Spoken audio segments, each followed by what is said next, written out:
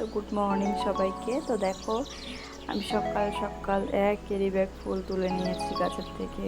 আমাদের যে ফুলের গাছ রয়েছে সেই গাছে জবা ফুল আগে ফুটতো না, এখন ফুটছে। তো দেখো দেখিয়ে দিলাম যে বাপ বেটা দুজনে মিলে ঘুমাচ্ছে। তো আমি চলে গেলাম এই যে দুধ আনতে, ছেলের দুধ।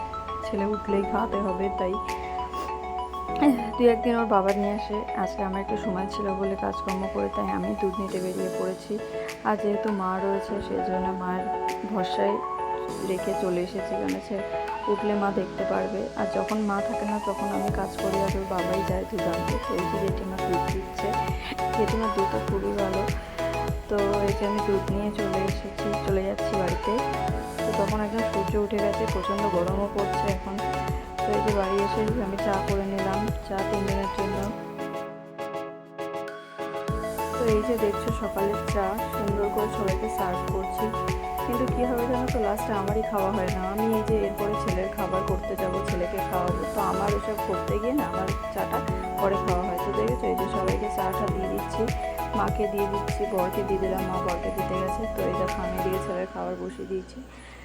তো ছেলের খাবারটা হবে, ছেলেকে খাওয়াবো, তারপরে তো হতে হতে আমার চা ঠান্ডা যাবে। কিন্তু মা বলছে যে তুই তাড়াতাড়ি খেয়ে নে। দেখো তারপর চাটা খেয়ে এই যে সবার খিচুড়ি আনতে চলে যাচ্ছি। বাই।